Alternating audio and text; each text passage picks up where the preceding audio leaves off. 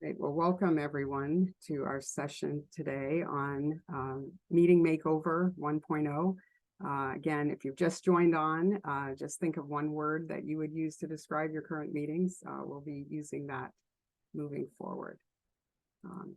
I am Susan Simkins, and I am the lead for the team science lead for the Clinical and Translational Science Institute. And today we're going to be talking about meetings. So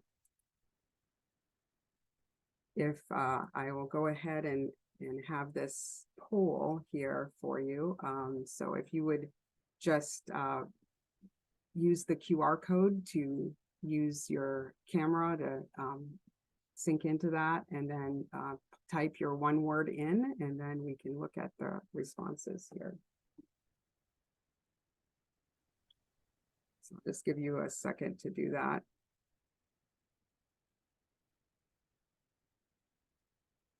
Okay, circular, we have circular. An interesting word there. Redundant. Is there anybody else? Lengthy, long. All right, couple there that bemoaning the amount of time spent in meetings. Yeah. All right, so it's not overly positive here. Work through. Okay, so that's more getting down to the nitty-gritty of what you're doing in meetings. Unproductive. All right, yeah. So I think mostly negative input wins out here in meetings. So we have a lot to talk about in terms of how to improve meeting effectiveness, which you want to get to. Thank you so much for your responses here. Why? Love that. Yeah, exactly. What is the point? Why are we here? Couldn't we do this more efficiently elsewhere? So we want to get into all of these different aspects that you have here today. All right. Thank you again for your input. So in terms of the session agenda, I want to talk briefly about why meetings matter. Again, why that question, that input from the poll. Why are we in meetings? So briefly touch on that. Spend most of the time on how can we maximize meeting effectiveness, and then also speak a little bit more specifically about virtual or hybrid meeting effectiveness, and then take some questions. So the overall frequency of meetings is that there are a lot of them, as you can imagine. 11 million meetings are held in the US every day, 55 million meetings every week. And so 83% of workers are spending up to a third of their time in work meetings. And for executives, it's even more, 50% of the time spent in work meetings. And CEOs, it's even worse, 72% of the time. And remote work really has led to a huge increase in meetings. A survey by the Harvard Business Review showed that on average, meeting attendance rose by 13.5% during the pandemic. So that led to a lot of meetings. So you can really say we are living and dying in meetings. And too many meetings is identified as a #1 time waster. And that was another study by the Harvard Business Review surveying senior managers. 71% of employees say that their meetings are unproductive and inefficient. And some of your poll responses indicated that. Unproductive was one of the words listed there, redundant, and so forth. And only 30% of the meetings are productive, which is really quite a shame, especially when you consider the cost of meetings. When you consider the meeting space, the equipment, travel, it's really an expensive endeavor. Meetings are very expensive. When you think about all the people that need to be brought together in meetings, you think about the salaries they make, you think about the things that they could have been doing if they weren't meeting. All of that added together, it can really add up in terms of cost. And there's also something called the meeting recovery syndrome. And that is that when you have a bad meeting, it doesn't just end when the meeting ends. You ruminate on it. And so when you consider that, all this time and effort and frustration can add up. And I like that quote by Stephen Rogelberg in his book on meetings, says that there's no single investment of this magnitude that an organization makes that is treated in such a cavalier manner. And so with all of that, you can think about $37 billion per year added up, and then 24 billion hours spent in meetings. And so we've all been tempted probably to think about that our lives would be better if there were no meetings. But then when you think about why do we have meetings and what are the purposes of meetings that they can fulfill, it's a lot of purposes here. You connect with people in meetings, you voice your opinions in meetings there, you develop buy-in for concepts and ideas and implementation in meetings. You cooperate, you coordinate, communicate, you hold each other accountable for getting the work done. Sometimes that's an important component of meetings. You tackle problems, you create shared understanding, build trust, cohesion, all those team-based states that are critical for performance. So a world without meetings is probably more problematic than just having no meetings. Without meetings, none of these things would take place. And a lot of organizational democracy really takes place in meetings, helping people to feel included, the teamwork, the participation, again, the buy-in.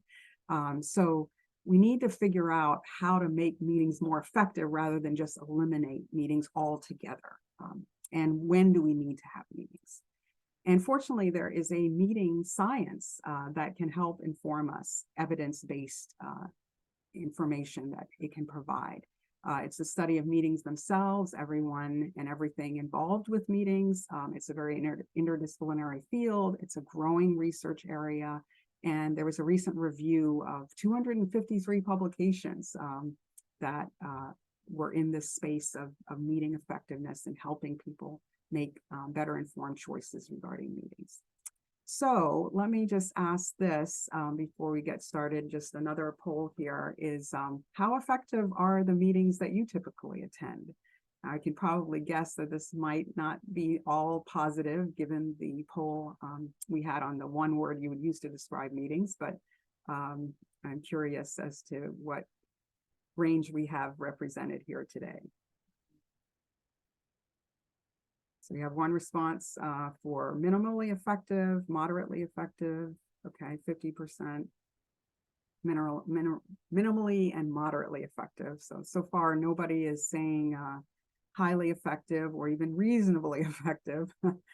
So mostly kind of just in between, it sounds like. So yeah, great. Thank you again for your responses here. Very helpful to kind of get the gist of it. And we want to open it up for questions after I present a few more things. All right, so how can we maximize meeting effectiveness?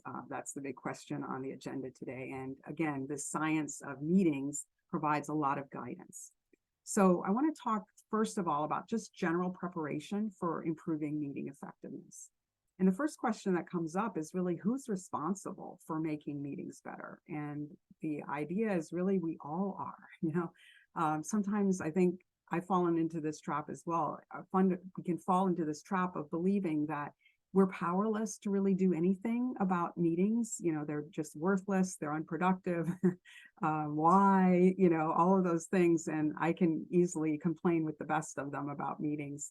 But when you think about who's responsible for improving meeting effectiveness, it's not just leaders, you know, it's everyone in the meeting that has it. So one of the things about meeting effectiveness and trying to improve it at the start is making this kind of shared responsibility known in your meetings, that it's everyone's responsibility. And are we all going to commit to stepping up to help improve meeting effectiveness? So the burden of an effective meeting doesn't just fall on the leader, and the leader needs to get everyone's buy-in, you know, to improve meeting effectiveness.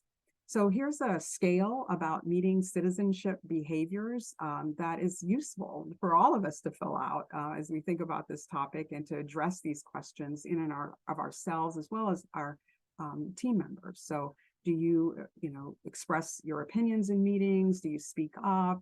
Do you volunteer information to help? Do you come prepared for meetings and things like that? So these are kind of behaviors that can help us assess, are we doing our job, or how can we improve our meeting behavior effectiveness?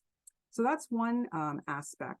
But the other thing is to really take a pulse, of your meetings and observe your current meetings. Are attendees distracted? Are people on their phones? Are they disengaged? If you ask a question, it's like someone, especially on Zoom, just kind of like, can you repeat the question? Meaning that they probably weren't paying attention. Here's an important one. How many people talk in meetings? And if the answer is just only one or two people, that's really not the best practice in meeting effectiveness behaviors. We really want a meeting where most people say something. That's kind of the purpose of the meeting, needs to input ideas, to share information, to make decisions with everybody's input. So that's really important to look and see and observe, and even ask members, what are their ideas about meetings. To the polls I gave out are some ideas of how you can do this in your meetings, to kind of gauge what's happening and what is the status quo, and what are people feeling about meetings.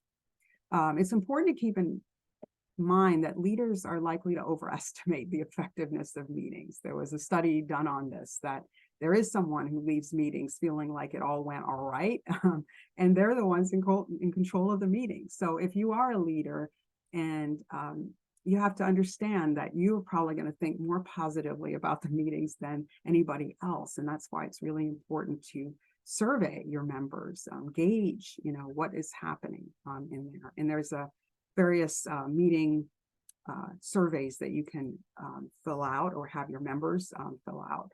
Here's one called the Good Meeting Practices scale that addresses like whether meetings start on time, whether you get a meeting agenda ahead of time, whether the supervisor is really interested in people's opinions, and when are meetings ending when they are supposed to.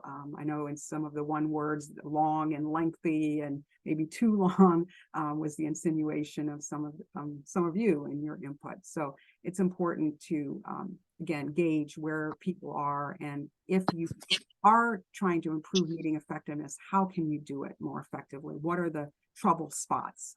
And you can get that when you ask members or when you have them fill out a scale. The other thing about just general meeting preparation is that it's important to set ground rules for meetings among your team.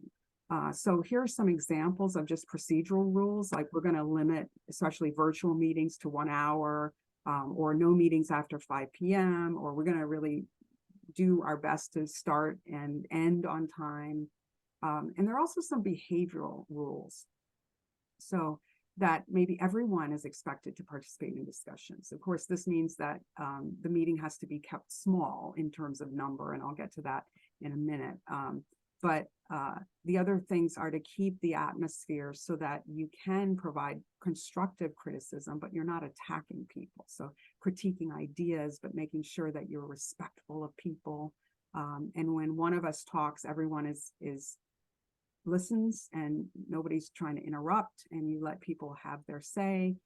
Being fully present is another one, where you can make a commitment in a meeting where you're not going to be on your phones, or if it's a Zoom meeting, you're going to be engaged, and you're not going to be checking emails while the meeting's going on, and things like that. So these are just examples, but it would be important to, again, collaboratively as a team, as a group, set the ground rules. What do you want in terms of meeting best practices for meetings? What would help improve your meetings, and how can you develop these rules for that? All right. The other thing is to only meet when needed. So as a leader, you're a steward of other people's time, and that's really a big part of meeting effectiveness, is really honoring those time commitments. If people are in a tight time deadline situation where you have a big deliverable due will the meeting help facilitate reaching that? And maybe it will, because you need to really talk through things in order to prepare for that deliverable. But sometimes you don't, and it would be more effective for people to be doing individual work to meet those deliverables than meetings. So you want to think about that. So questions for leaders are: does the meeting have a purpose? Do you need people to collaborate with you on that? Or can you make some decisions unilaterally, in which case maybe a meeting would be counterproductive? And for attendees, why should I be attending this meeting? So it's not just the leader, it's you as an attendee, thinking about, why is my representation at that meeting important for the meeting effectiveness? Do I have anything to add, to bring, to learn, in that meeting, and to be more judicious about thinking about what would make the best use of your time. Okay, so preparation for the meeting is also critically important. This is one of several best practices are represented on this slide. So identifying the purpose of the meeting. Again, that question, that input, why? Why are you meeting? Why is it important? Is it just because every week we meet, every 2 weeks we meet, we have a monthly meeting? If you can't identify the purpose, do you really need to meet? So you also want to only invite those that are necessary for the meeting. That's why having the meeting purpose is so critical, because it drives who needs to be in that meeting. You should have really a no spectators rule in meetings, that you're there to participate, you're there to input, you're there because your opinion matters for the decisions that are being made, and your voice needs to be heard, and therefore not being there just to listen. You want to participate. So you want to only invite people that are really needed. Every person you adds an inefficiency to the group dynamics, that you have to coordinate with that person. It takes up time and communication. So every person that is really not needed is bogging things down in a meeting to make it less effective than it could be.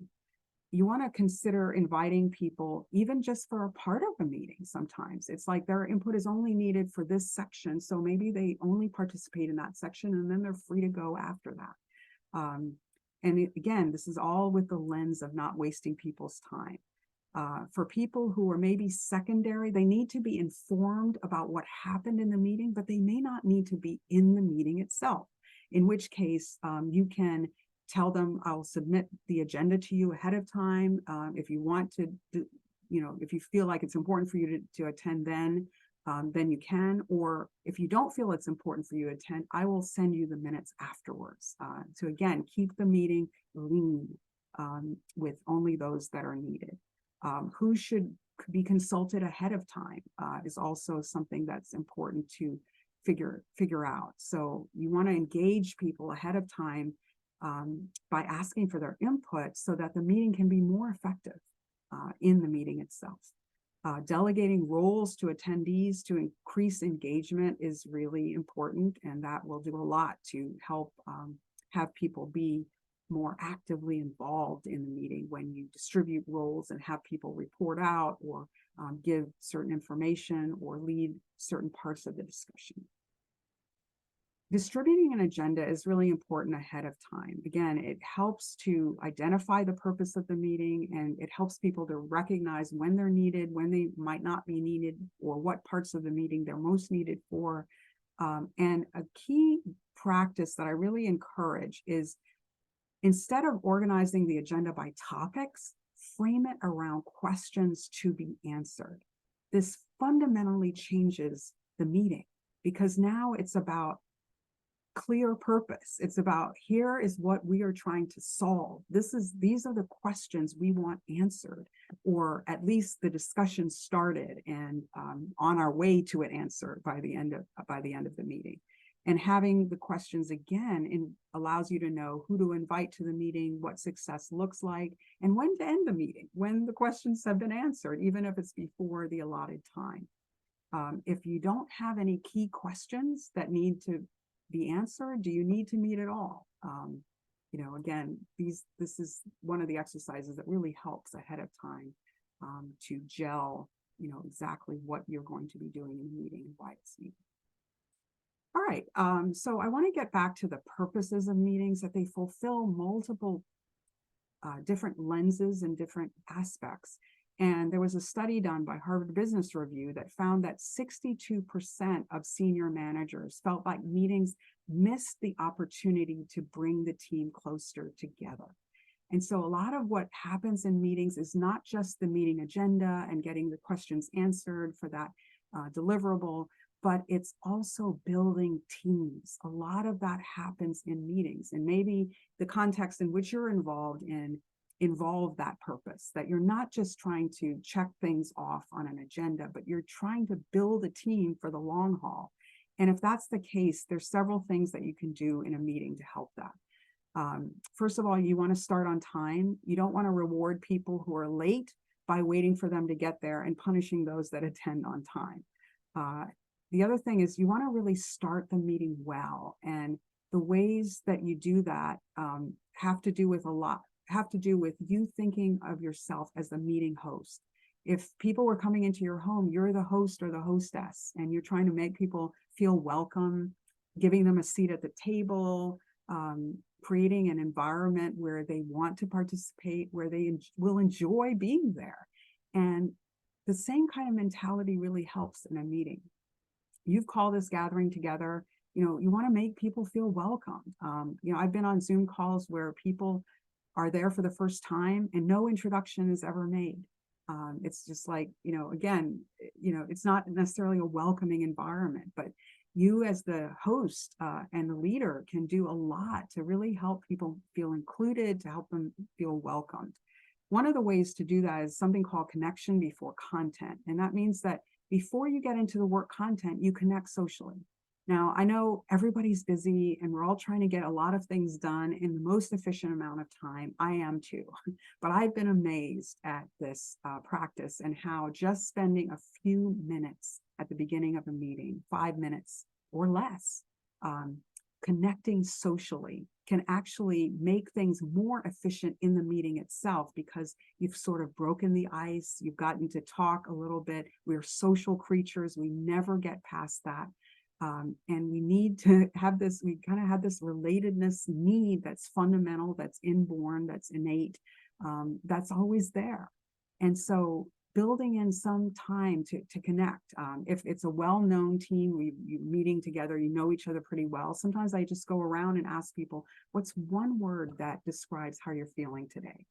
And it's just amazing how just that kind of, you can be vulnerable or as unvulnerable as you want to be in answering that question. But sometimes just one person saying, I'm a bit overwhelmed right now. It just helps people to feel, oh my goodness, I'm not alone. You're overwhelmed too. Oh my goodness, and it just helps. The research is clear on emotions. Venting them actually helps take it off the table so that you can concentrate better in a meeting. If it's a meeting where you don't know each other very well, I've often implemented fun facts. So asking members to submit 3 fun facts about themselves that probably other people in the meeting don't know.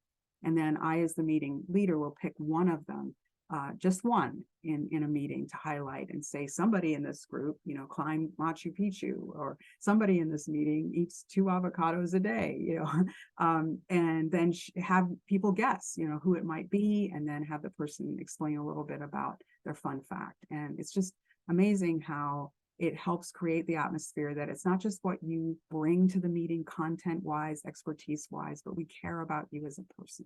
That helps in so many different ways. It helps build familiarity, cohesion, trust, what we call psychological safety, an environment where people feel free to just raise concerns and admit mistakes and raise questions without feeling like they're going to be embarrassed or humiliated.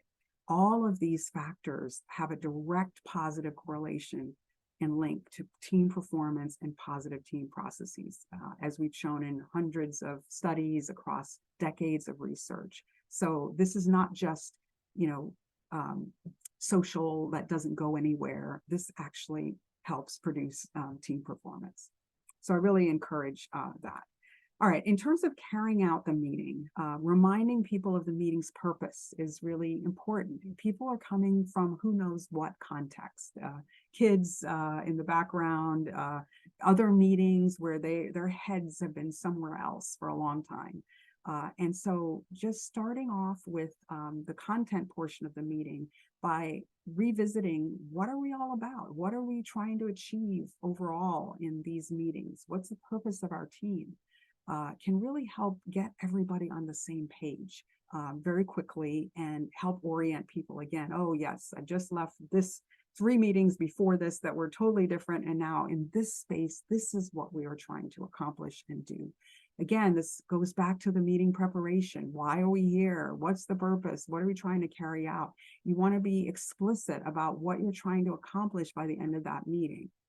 Again, from the agenda with the questions, you want to lead with those questions and trying to elicit opinions from as many people as you can in the meeting, hopefully everyone, including those that may be overshadowed by other attendees. You don't want dominant discussion by only 1 or 2 people and the rest of the people never said anything. And you left wondering what are their thoughts? Where are they on these issues? You want to try to solicit those opinions again in a safe environment where people feel free to talk about what they're really feeling, even including dissenting opinions. You want to open that up by asking, what are we missing?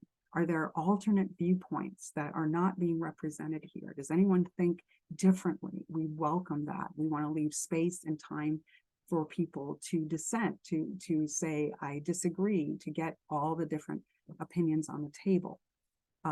You also want to manage the time in the meeting.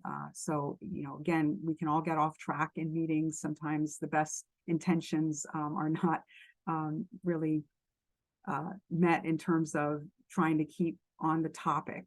So it's important to keep track and say, okay, it looks like we've gotten a little off track. We want to get back on track here and address the question. Or some issues are being raised that are really important. We want to address those, but we want to maybe address them at a later meeting because right now we need to attend to this in the interest of time and deliverables and what is needed right now, and make sure that you get back to that later on. So managing the time is important.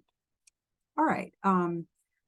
Sometimes it's just important to add some variety to the meeting format. And sometimes it's great to be a bit unconventional and not be predictable in every meeting following the same format.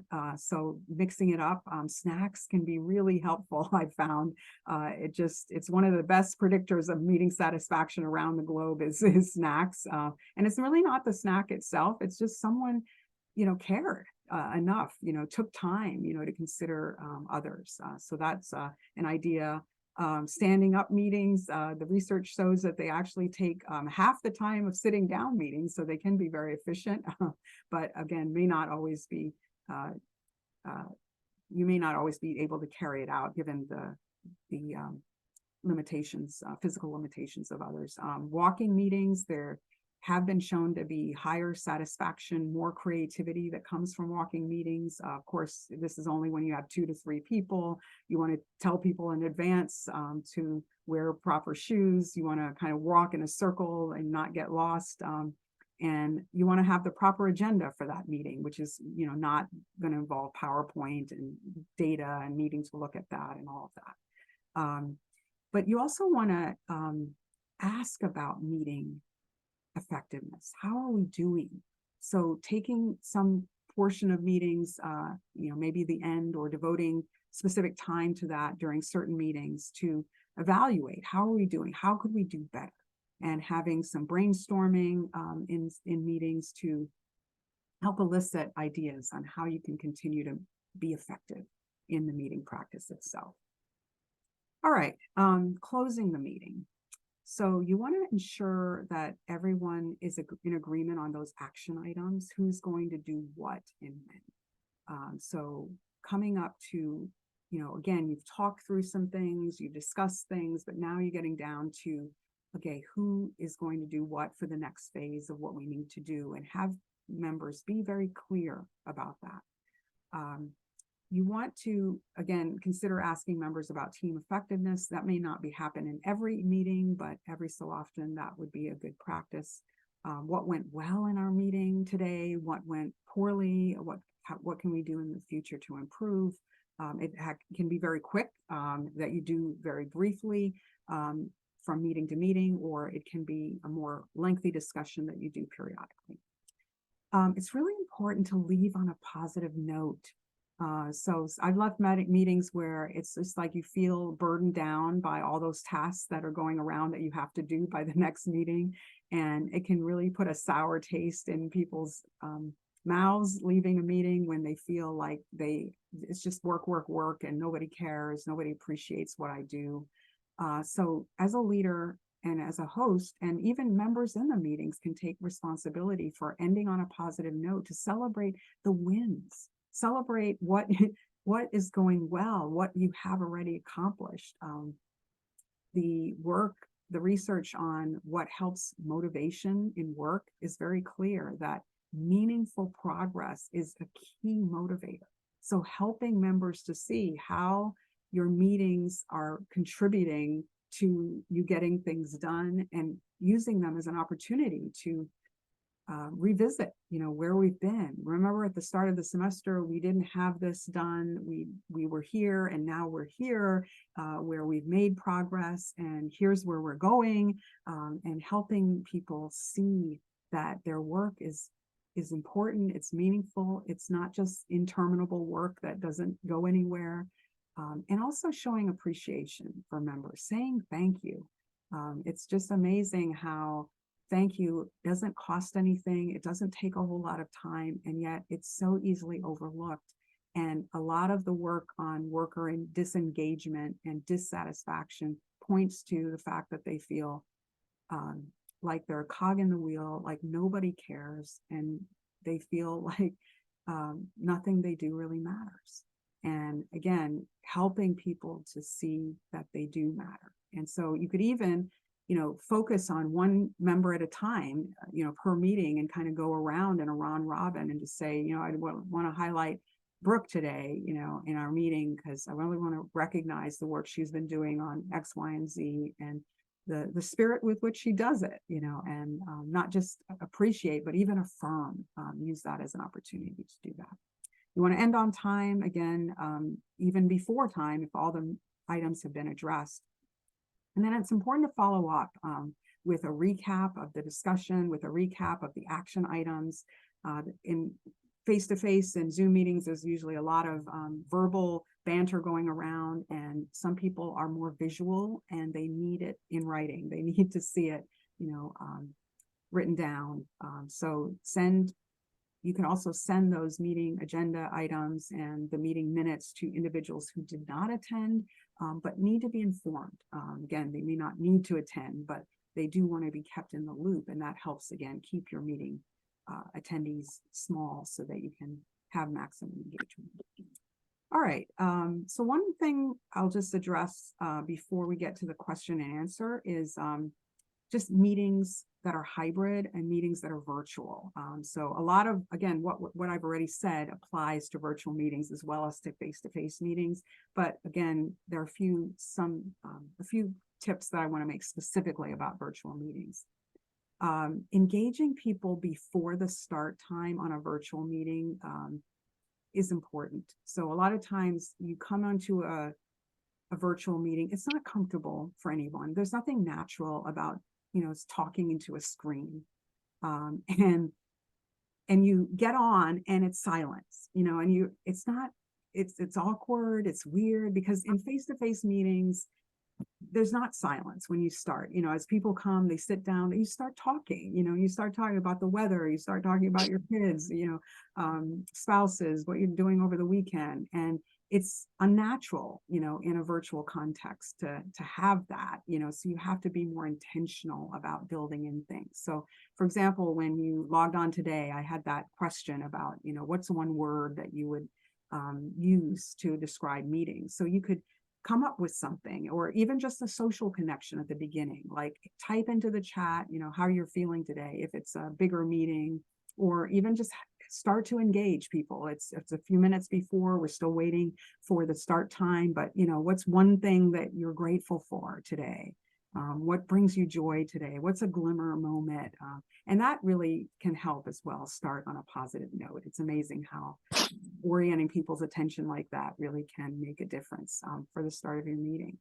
You don't want to ignore connection before content, especially in a virtual meeting, because again, it's unnatural. You want to greet people. It's helpful to mention people's names as they come on, again, assuming the meeting is small enough to do that, as they log on so they don't feel invisible.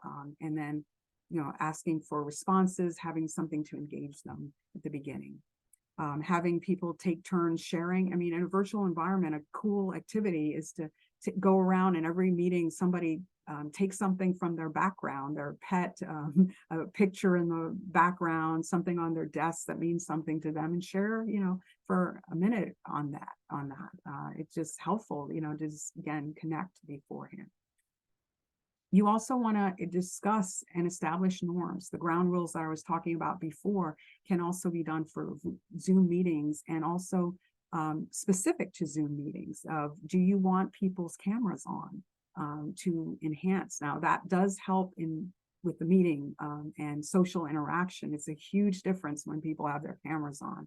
But Zoom fatigue is also a real thing individually, and there are ways to reduce that. For example, not showing your picture. If you're always looking at yourself on the screen, that it can increase anxiety. So there are ways to do that, but there's a balance between how do we reduce Zoom fatigue, but also increase social engagement during the meeting, and talking about these things, and what is the practice, what practices do you want to implement, and what's going to be something you can come to consensus on. Setting ground rules for technology use as well, in terms of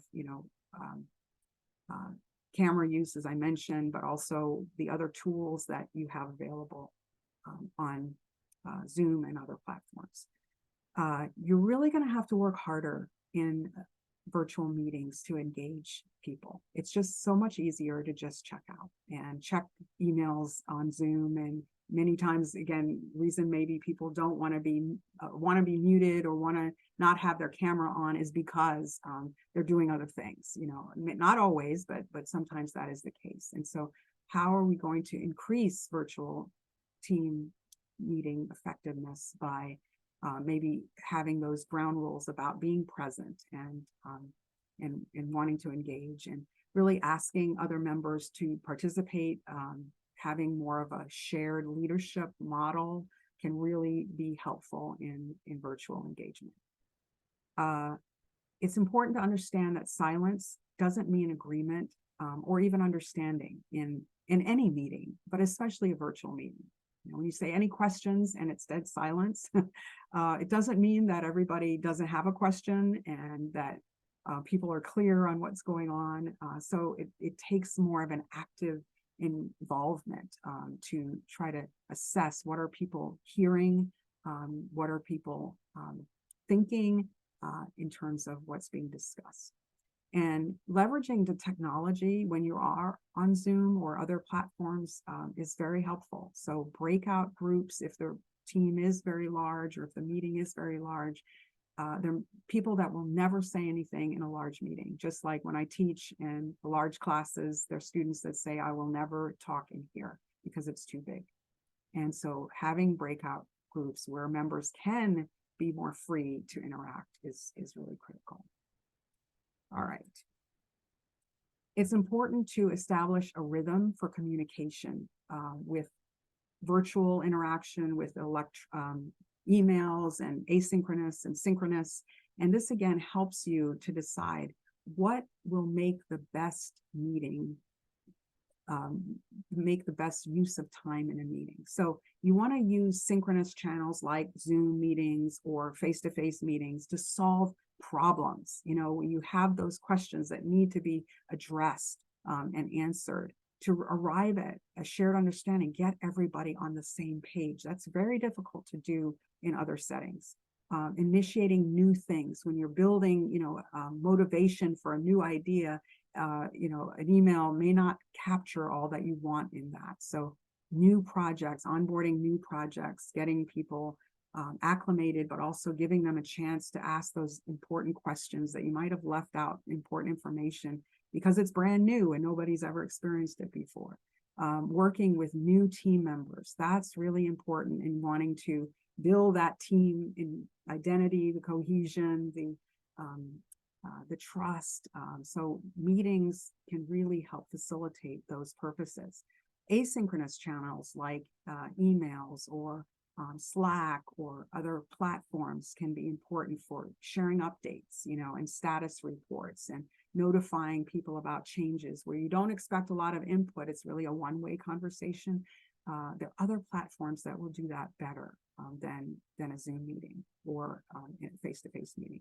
If you're working a lot in long established teams, team members that know each other really well, you can get away with a lot of asynchronous interactions because people do have a knowledge, they're familiar with one another already, and things may be less likely to be interpreted wrong because you already have a lot of that social interaction built up.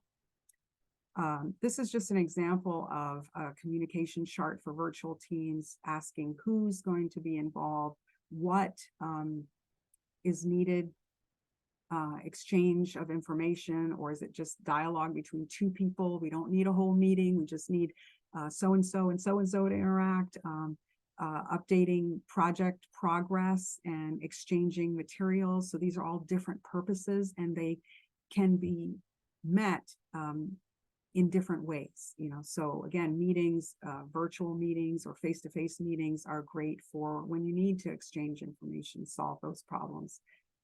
Communication tools where you have a dialogue between two people might be able to happen via Slack or Teams or those kinds of things. If you're just updating information, Trello or Teams or some of those other platforms that SharePoint, OneDrive, things like that would be helpful. And then what kind of transfer tools are you going to be using? So it's just a chart that can help you try to diagnose, again, what is the purpose of what I'm trying to do and what channel might be best suited for that.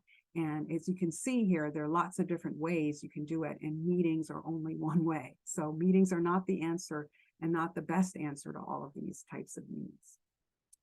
All right, so I know I've thrown a lot out at you. I've been trying to go fairly quickly to give a maximum amount of information in a short amount of time.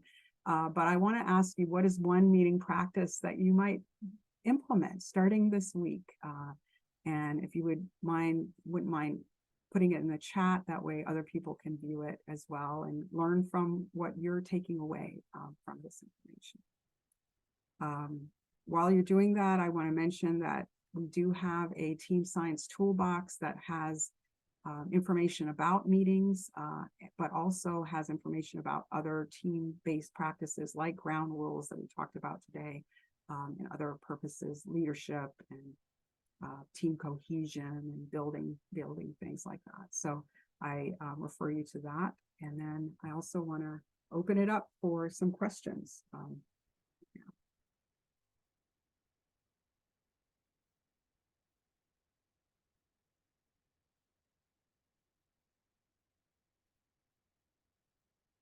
So thank you for those of you who put in the chat about using questions instead of topics in your agenda. Great. I see that many of you taking that away.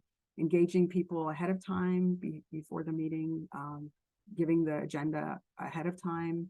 I see that. Yeah, so these are great things that you can do that will, I think, make a huge difference in your meeting practice based on what you've said here. It seems like that really struck a chord, that agenda items, the questions instead of topics, and distributing it ahead of time. I see many of you saying that. Focusing on purpose. Great, thank you for your input here today. All right, let me just open it up here for some questions. So you can either type your question in the chat or raise your hand, and I will be happy to take them.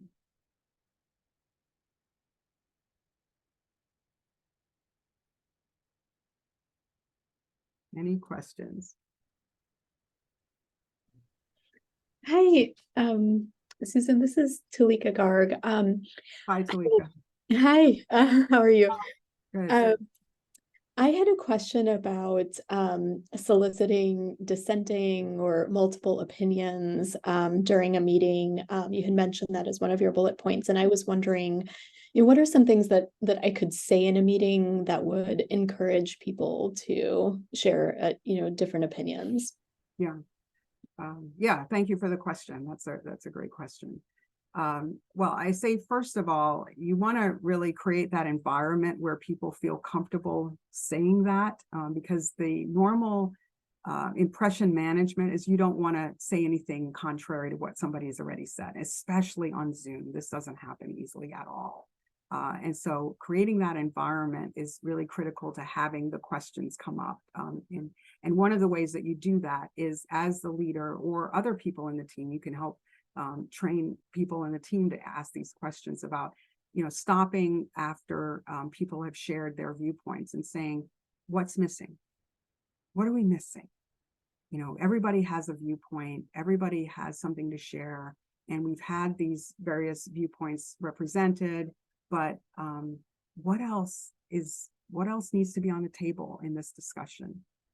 So what's missing? What's an alternative viewpoint than what we've already shared in this meeting? Explicitly asking those types of questions. Who has a different opinion? And waiting.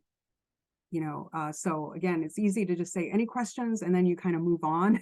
And that's not the environment that will elicit, a dissenting opinion, but kind of probing a bit more to show that you really are sincere about wanting those different opinions if people have them. And then the other thing is, once people do begin to share something about, like, okay, well, I actually disagree, you definitely want to affirm that and reinforce that practice by the affirmation of thank you. That was thank you for raising that alternate view, because we really haven't considered that in our discussion so far, and it is an important consideration. Thank you for bringing that up.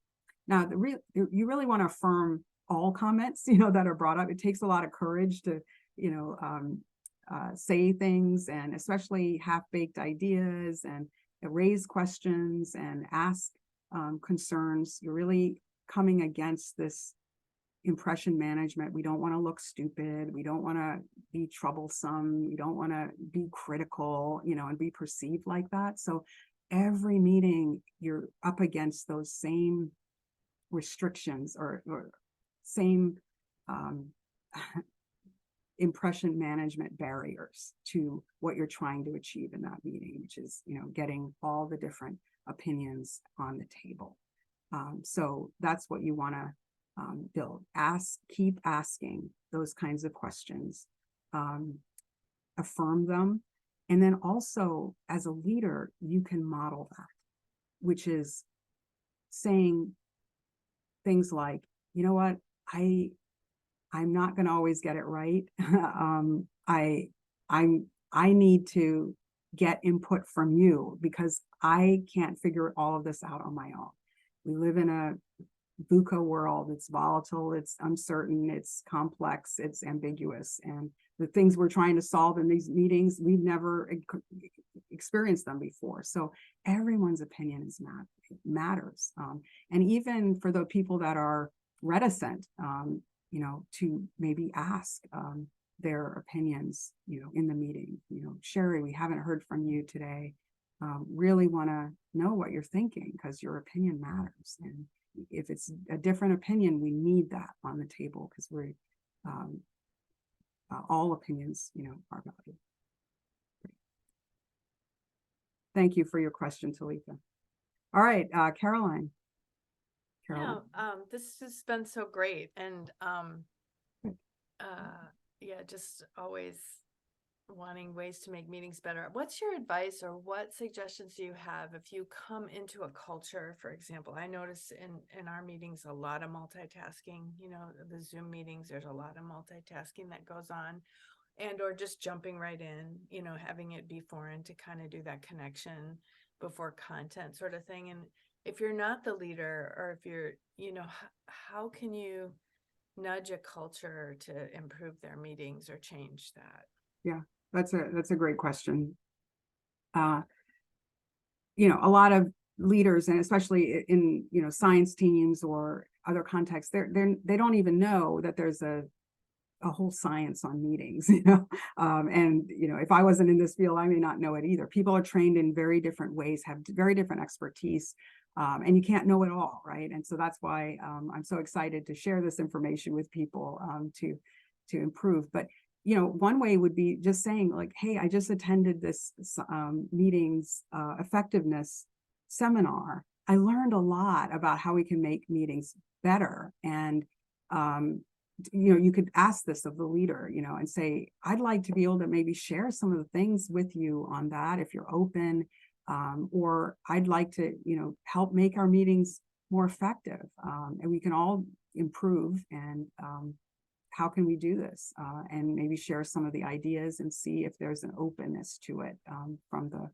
leadership, from the members. And sometimes the leader may not want another thing on their plate, and so if you're willing to help initiate that in the meeting, and they have an openness to a kind of a shared leadership model where you can take the lead on that and start discussions and utilize some of these principles, and that may be welcome by some leaders. Some leaders may need a little bit more prodding, but sometimes sharing the research, sharing the fact that you're concerned, you want to make the meetings more effective and have them be the best use of people's time, can be helpful. I think when you get down to it, I think everybody would probably want that, in terms of, I want to make the meeting time more effective and more targeted, but then how do we do that? And sometimes we spend too much time in meetings, that aren't needed. And so if we would tailor to the specific purposes for meetings and have that be more narrow and specific and targeted and questions to be answered, then, that can sometimes people would want that, like rather than meet every week, maybe we can do some other purposes in another way, and then build more targeted meeting where when we're meeting, everybody's input is needed and we're all on the same page, actively involved and present. And you can move that in that direction when you have the questions to be answered, and you create that climate where everybody is needed, everybody's input is needed. So you could be called upon, because your input is valuable. So that's kind of where you want to go. But the other thing is to, start maybe anonymously with some questions about meetings, if that is something that you can move forward with. All right. Any questions? What other questions? Yeah.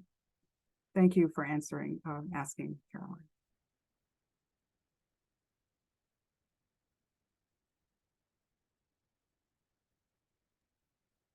I would just maybe follow up and say that using this presentation is a great suggestion. And then you had mentioned like maybe even some meeting follow-up, like surveys or anything. Do you have, and maybe you mentioned one, but I'm sensitive to that. People don't want to add more things to their plate that kind of run off to the next meeting, but maybe even just doing a really simple meeting survey would help surface some of those issues about the meeting and how well it's working. Yes, thank you. Thank you for that input. It's great. So I have some of those questions in the slides, which we can make available to you. And you can pick and choose, some of the ones, and you can do a poll if it's a virtual meeting very quickly afterwards and get some immediate feedback that way, and anonymous feedback that people would be involved want to do. If it's more of a face-to-face, then you can think about how to send it, maybe a poll in an email, a survey in an email, that would work. Yeah.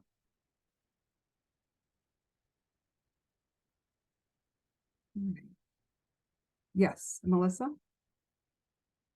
Yes, I have a question. If you're in a meeting where the conversation should really be a two-way street, because you're collaborating on things that you both can bring opinions and facts to the table to discuss.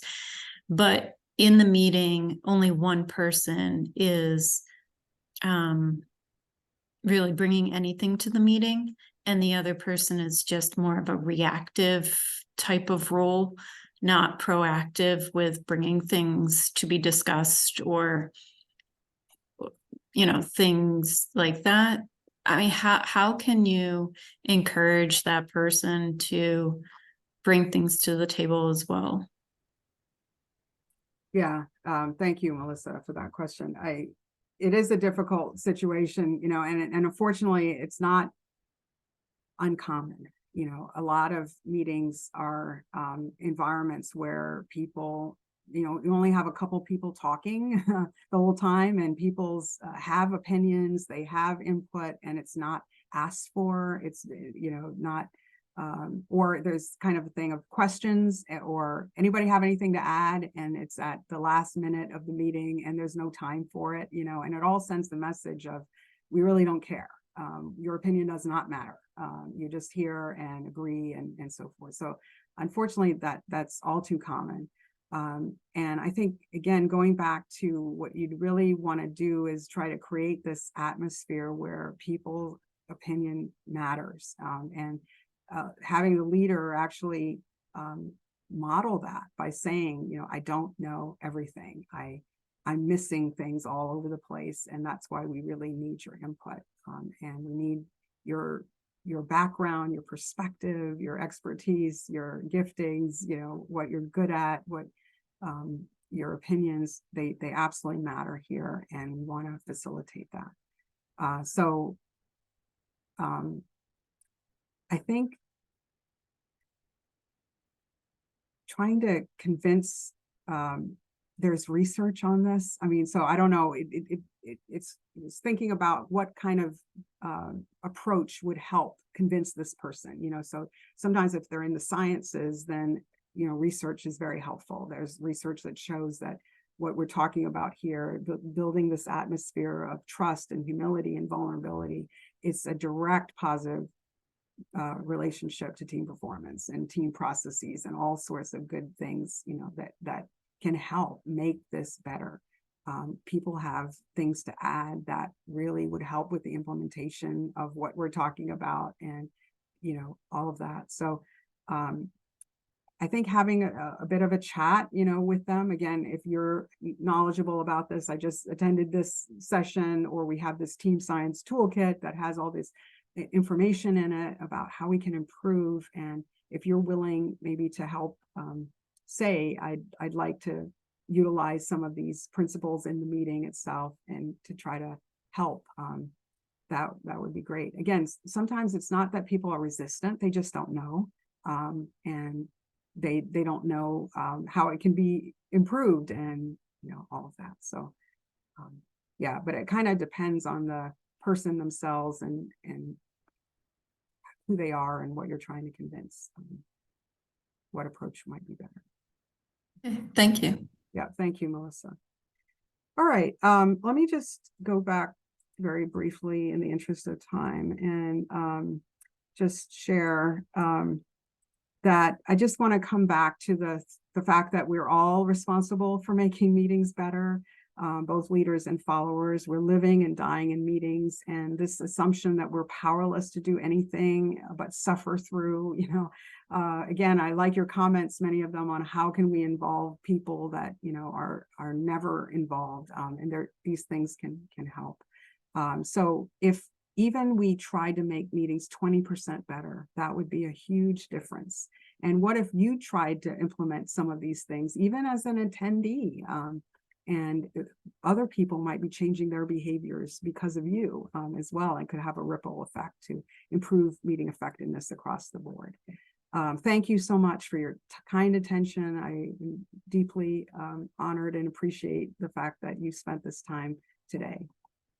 And I just have a survey that, if you would be willing to fill out 3 questions, it would help me with feedback, and I take this seriously. And want to improve as well as I continue to offer these seminars. So your feedback would be greatly appreciated. And again, thank you so much for your time and your attention today. Very much appreciate it. Feel free to get in touch as well.